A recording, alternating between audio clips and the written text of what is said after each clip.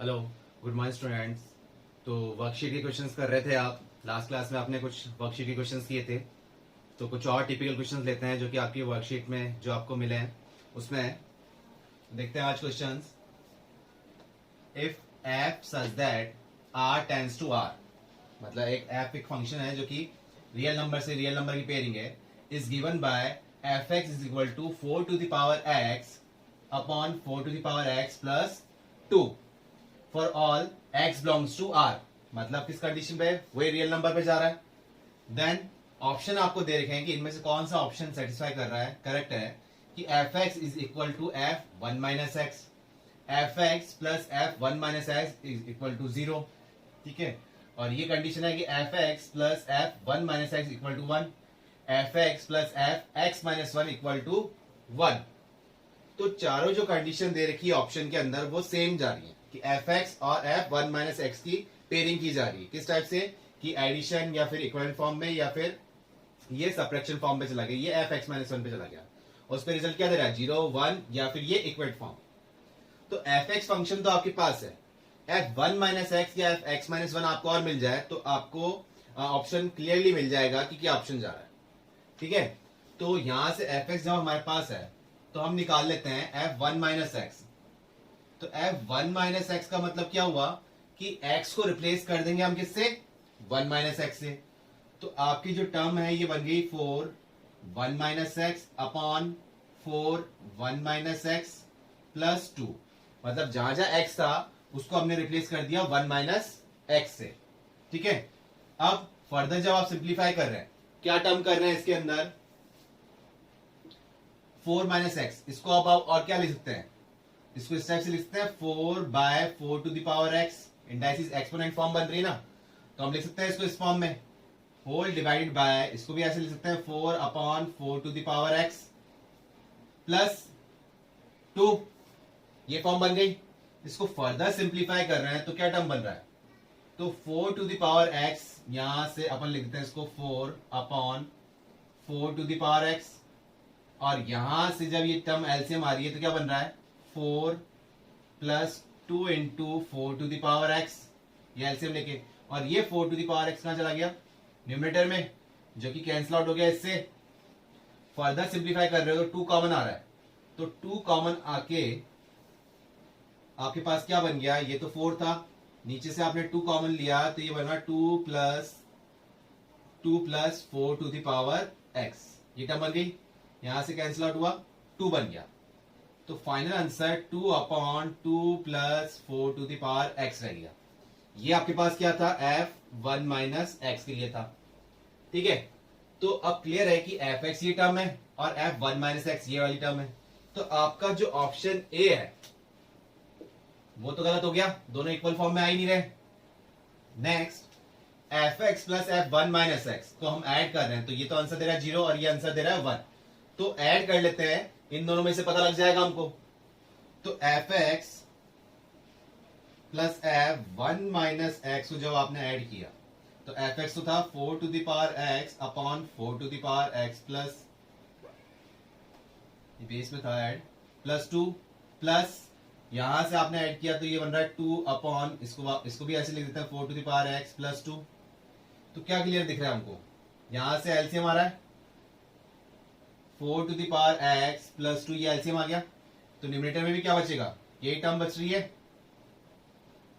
ठीक है, क्योंकि दोनों टर्म कैंसिल आउट हो गई तो क्या बच रहा है?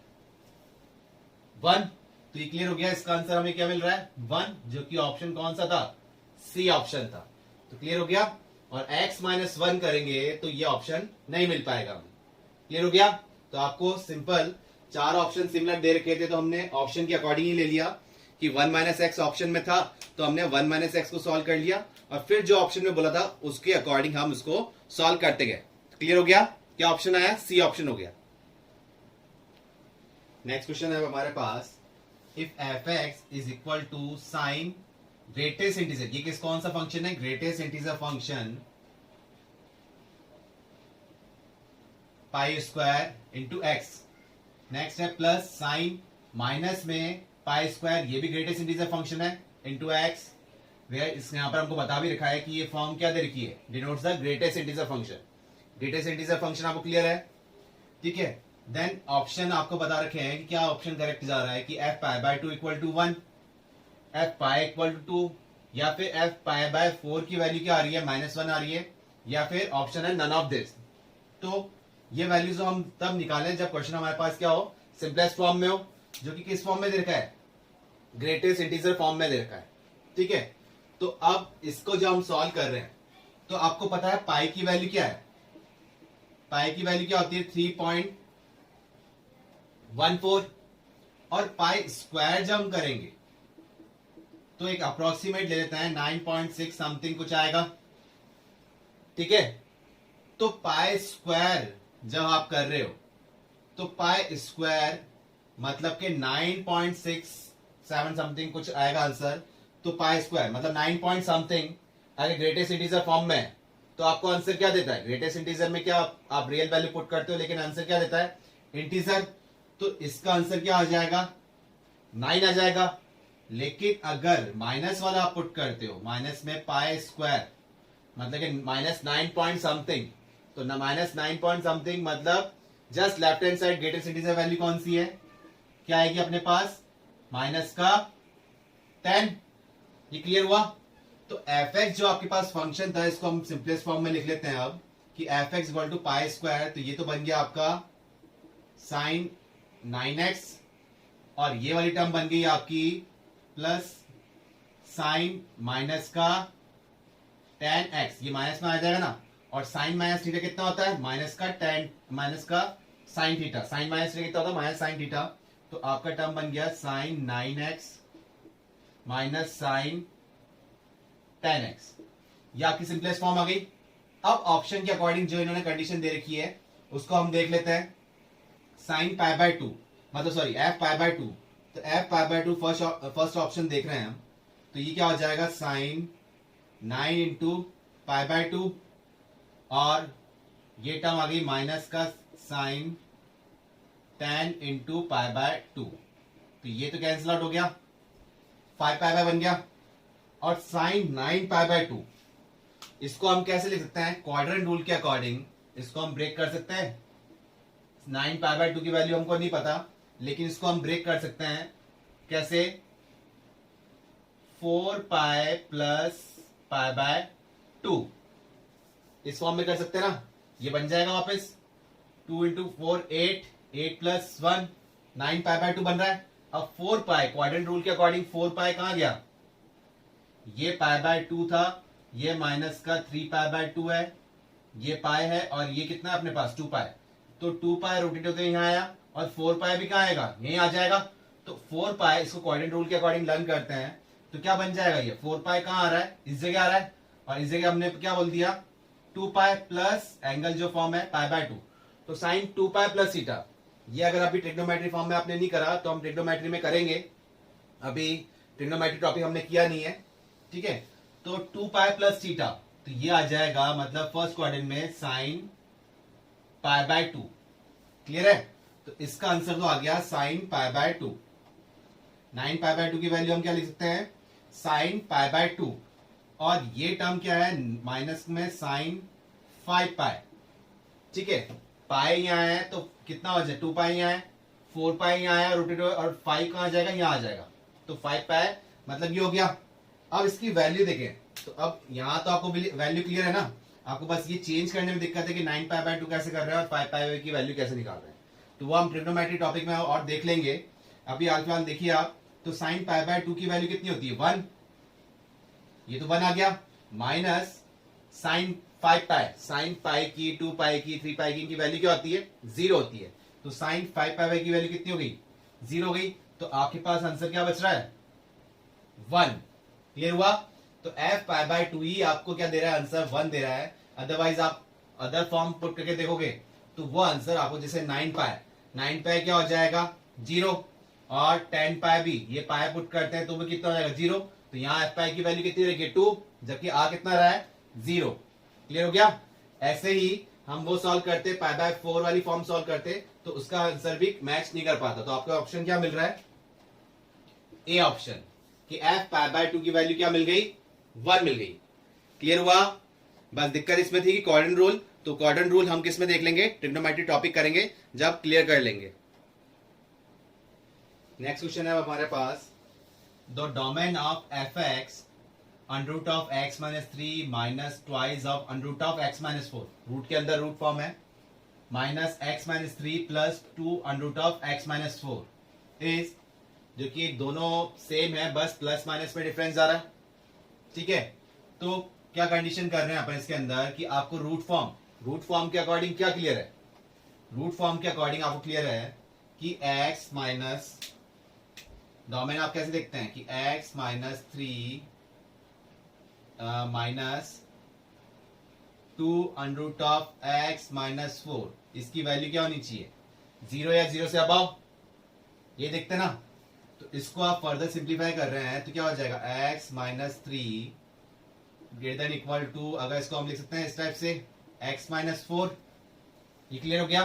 अभी भी रूट फॉर्म में तो हम क्या कर रहे हैं, स्क्वायरिंग कर लें, तो स्क्वायरिंग बोथ साइड करते हैं, तो ये हो गया x माइनस 3 का स्क्वायर और ये हो जाएगा 2 under root of x minus 4 का होल स्क्वायर। क्यों कर रहे हैं, जिससे रूट फॉर्म रिमूव हो जाए।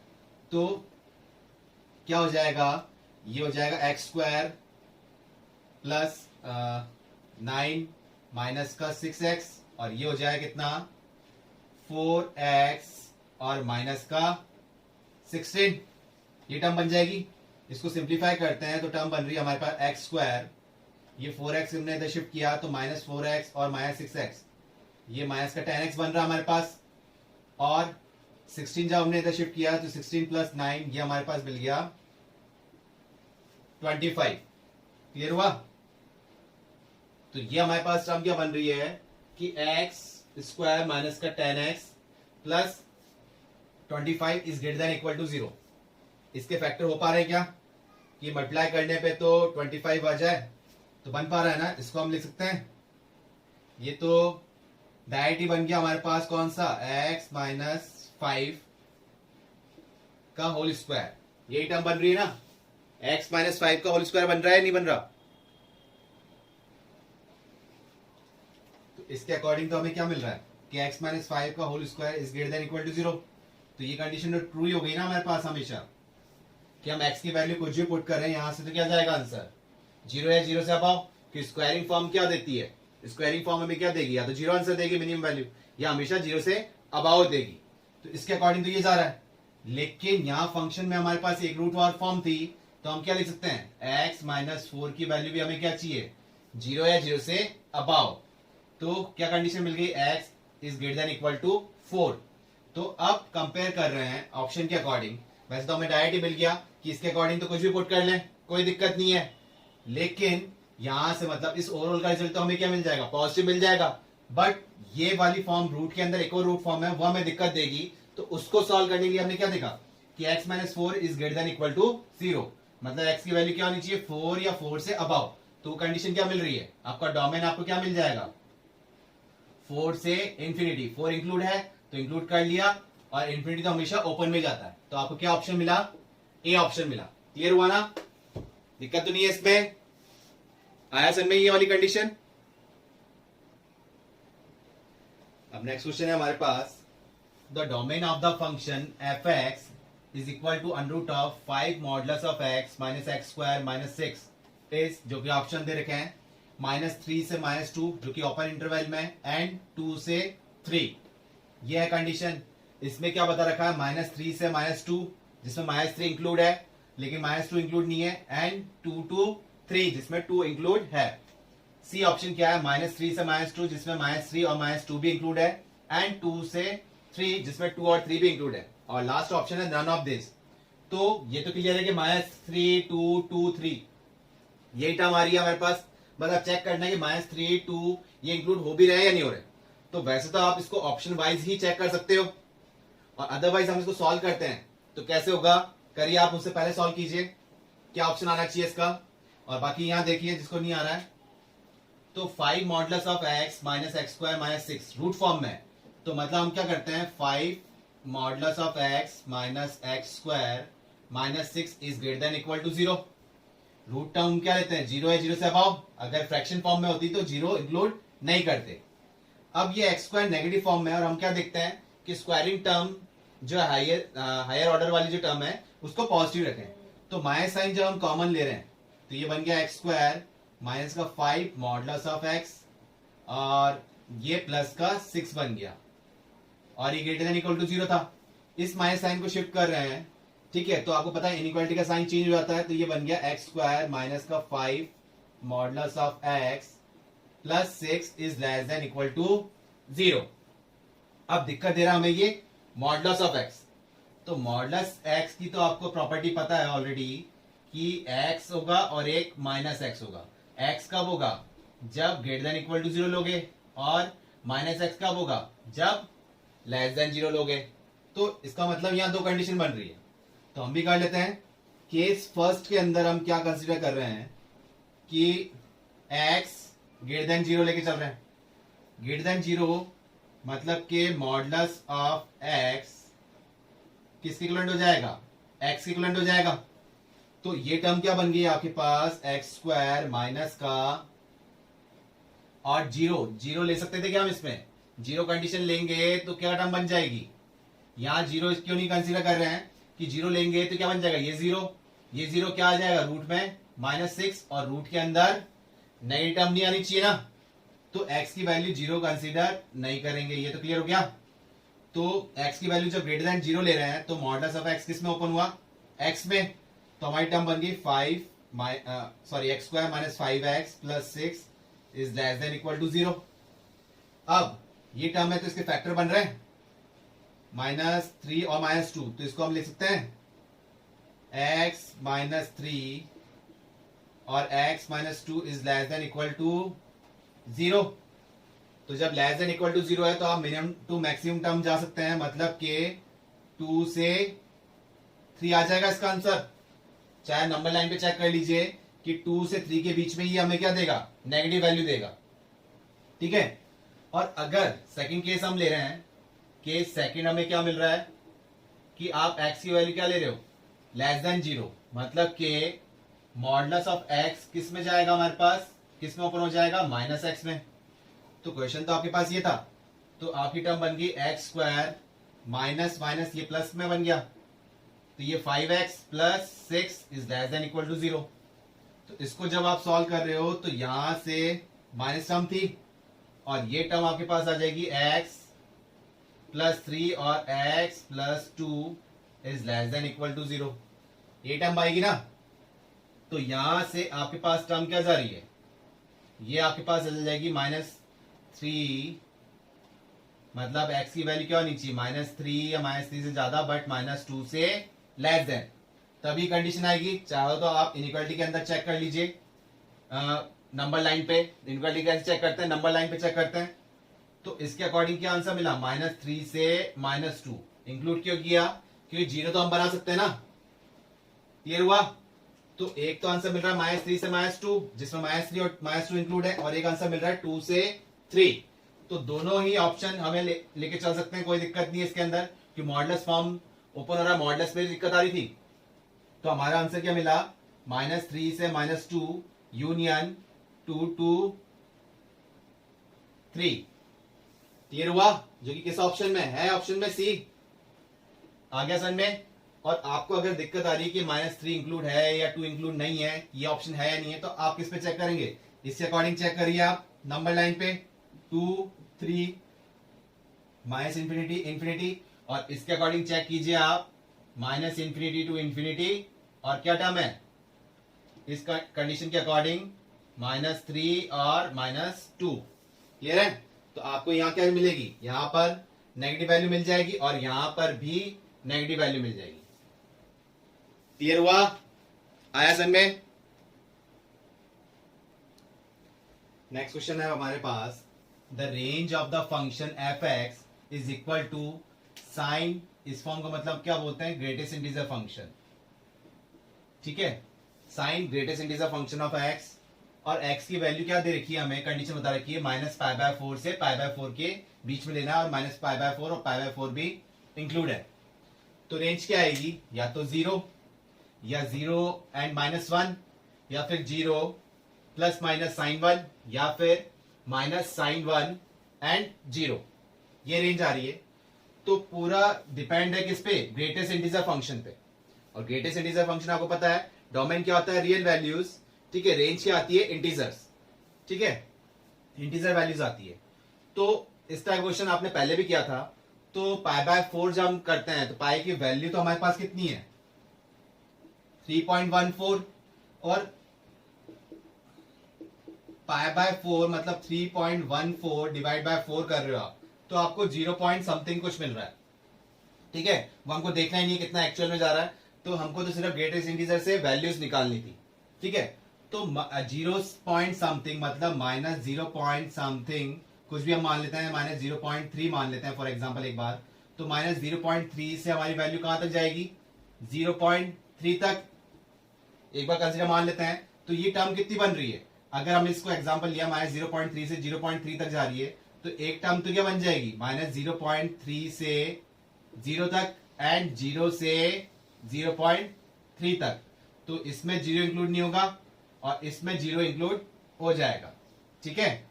तो ये वैल्यूज क्या लेके चल रहे हैं हम, वो देखते हैं। तो 3.14 डिवाइड बाय 4, 0 पॉइंट समथिंग अगर हम बात कर रहे हैं, ठीक है, तो हमें क्या कंडीशन मिल रही है कि माइनस पाई बाय 4 से लेके कहां तक, 0 से पहले पहले, अगर x की वैल्यू हम कंसीडर करते हैं माइनस पाई बाय 4 जो कि 0 पॉइंट समथिंग हमने देखा था, और 0 से पहले पहले, तो आंसर क्या देगा, माइनस 0 पॉइंट समथिंग। और ग्रेटेस्ट इंटीजर फंक्शन में, ग्रेटेस्ट इंटीजर फंक्शन में माइनस 0 पॉइंट समथिंग हमें आंसर क्या देता है, माइनस का 1, क्लियर है। और अगर 0 या 0 से अबाव कहां तक, पाई बाय 4 हम इंक्लूड कर लेते हैं, तो 0 हम जब पुट करेंगे तो आंसर क्या देगा, 0 देगा।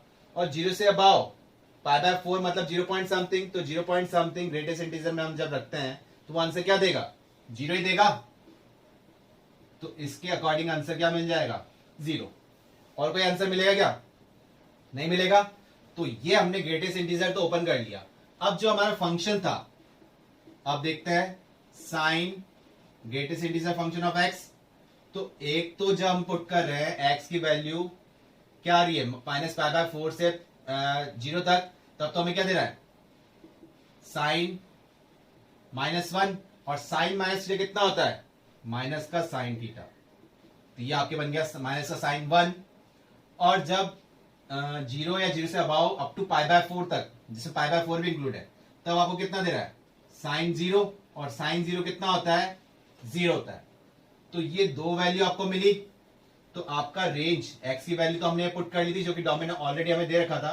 तो रेंज हमें क्या मिल रही है, रेंज ऑफ दिस फंक्शन क्या मिला, एक तो माइनस का साइन 1 मिल गया, और एक क्या मिल गया, ओवरऑल 0 मिल गया। तो है ऑप्शन में कौन सा ऑप्शन दे रखा है, डी ऑप्शन। तो क्लियर हुआ, ग्रेटेस्ट इंटीजर फंक्शन देखा आपने कितना इंपॉर्टेंट है। तो सबसे पहले ग्रेटेस्ट इंटीजर फंक्शन जब भी आए तो पहले आप उसको सिंप्लीफाई करें, उसके बाद जो फर्दर फंक्शन में दे रखा है उसको सॉल्व करें। क्लियर हुआ।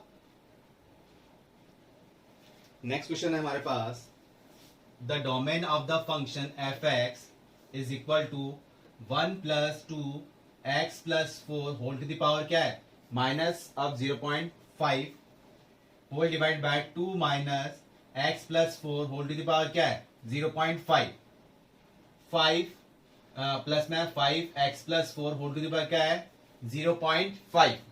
तो 0.5 को हम क्या बोल सकते हैं, 1/2 बोल सकते हैं। तो मतलब x + 4 क्या हो गया, रूट फॉर्म में हो गया, जिसके ऑप्शन क्या है, डोमेन में क्या है, या तो रियल नंबर है, या -4 to 4 है, या 0 to infinity है, या फिर -4 to 0 एंड 0 to infinite। ये टर्म दे रखी है जो कि ऑप्शन हमें दे रखा है। तो पहले हमको क्या करना पड़ेगा, इसको सिंप्लीफाई कर लें, सिंपलेस्ट फॉर्म में लिया है। तो f x is equal to, इसको हम लिखते हैं 1 + 2, जो कि पावर माइनस में है तो हम इसको डिवाइड फॉर्म में लिख लें, 2/√x + 4। इस टाइप से लिख सकते हैं ना कि x + 4 whole to the power क्या है, हाफ। भाई x की पावर अगर हाफ लिखते हो तो इसको क्या लिखते हो, √x लिख सकते हो ना, ठीक है। और ये पावर क्या है, माइनस में थी तो रेसिप्रोकल फॉर्म में लिया है, तो ये x + 4 था। और होल डिवाइड बाय 2 - इसको भी हम ऐसे लिख देते हैं, एक्स प्लस 4 और यहां से टर्म आ गई आपके पास 5 into under root of x plus 4। ये टर्म बन गई। फर्दर सिंप्लीफाई करते हैं तो टर्म क्या बन रही है, इसको एलसीएम ले लें, यही कर सकते हैं बस। तो root of x plus 4 plus 2, ये रूट फॉर्म डिनोमिनेटर में आ गई तो क्या बन जाएगा एक्स प्लस 4 और ये 2 minus under root of x plus 4 और प्लस में 5 under root of x plus 4। यहां तक क्लियर हुआ। अब इसको फर्दर एक्सपेंड नहीं करते हैं क्योंकि इसको सॉल्व करते जाएंगे तो बहुत लंबा होता जाएगा। हमसे सिर्फ पूछा क्या है, डोमेन कंडीशन पूछा है, तो इसको हम जी एक्स बोल देते हैं, इसको एच एक्स बोल देते हैं, जो कि आपको पता है कि दो अदर फंक्शंस आते हैं तो उनका डोमेन क्या होता है, कॉमन इंटरसेक्शन वाला पार्ट लेते हैं, मतलब D1 इंटरसेक्शन D2, ये देखते हैं। तो यहां से न्यूमरेटर से तो हमें कोई दिक्कत है नहीं, बस रूट में क्या है x प्लस 4, तो रूट में x प्लस 4 है तो इसके अकॉर्डिंग क्या होना चाहिए, x प्लस 4 की वैल्यू 0 या 0 से अबाव, ये आनी चाहिए ना, 0 या 0 से अबाव कंडीशन आनी चाहिए। तो 0 या 0 से अबाव जब आप ले रहे हो तो x की वैल्यू क्या हो जाएगी, -4 या -4 से अबाव। लेकिन यहां पर तो दिक्कत नहीं है, लेकिन डिनोमिनेटर में भी है x प्लस 4, अगर इसकी वैल्यू 0 हो गई तो ये ओवरऑल क्या बन जाए, इन्फिनिटी फॉर्म बन जाएगी ना, तो इन्फिनिटी फॉर्म हमको बनानी नहीं है तो ये 0 कंसीडर नहीं करते हैं। तो क्या आ गई यहां से कि x इज ग्रेटर देन -4, एक कंडीशन तो हमें मिल गई है। तो ये वाला तो क्लियर हो गया कि इसके अकॉर्डिंग तो वैसे क्या आता, x plus 4 is greater than equal to 0, but -4 include नहीं करना है क्योंकि -4 यहां तो सेटिस्फाई कर रहा है, यहां पर भी सेटिस्फाई कर रहा है, लेकिन यहां सेटिस्फाई नहीं कर पाएगा, डिनोमिनेटर में क्या बना देगा, 0 बना देगा। और क्या कंडीशन बन सकती है, और बन रहा है 2 minus under root of x plus 4, ये वाली टर्म 0 नहीं बननी चाहिए। 2 minus under root of x plus 4 is not equal to 0। अगर ये 0 बन गई तो भी तो नॉट डिफाइंड फॉर्म जा सकता है। तो अब क्लियर हुआ, यहां से न्यूमरेटर पार्ट से तो कोई दिक्कत है नहीं, इससे दिक्कत थी तो उसको हमने सॉल्व कर लिया। अब इस वाले पार्ट से दिक्कत है तो हम क्या कर रहे हैं कि 2 minus under root of x plus 4 not equal to 0। इसको अगर सिंप्लीफाई करते हैं तो 2 is not equal to under root of x plus 4, squaring करते हैं तो 4 equal to not equal to x plus 4, मतलब यहां से 4 से 4 कैंसिल आउट हुआ तो एक्स की वैल्यू क्या पुट नहीं करनी, 0 पुट नहीं करनी है। आया समझ में। तो -4 से अबाव आप कुछ भी वैल्यू लो, -4 भी इंक्लूड नहीं करना है, बट 0 को आप इंक्लूड नहीं करोगे। 0 आपने यहां पुट किया तो क्या बन जाएगा, √4, और √4 क्या होता है 2, तो 2 - 2 क्या बन गया, 0 बन गया। तो कौन सा ऑप्शन आ रहा है इसमें, तो हो गया रियल वैल्यूज, तो रियल वैल्यू सारी तो इंक्लूड हो नहीं रही, ये ऑप्शन गया हमारे पास से। ये -4 to 4 जिसमें 0 इंक्लूड हो रहा है तो ये ऑप्शन भी गया। यहां बोल रहा है 0 to इन्फिनिटी, जबकि हम नेगेटिव वैल्यू भी कंसिडर कर पा रहे हैं आराम से, -4 से अबव लेके जा रहे हैं ना, तो ये ऑप्शन भी गया।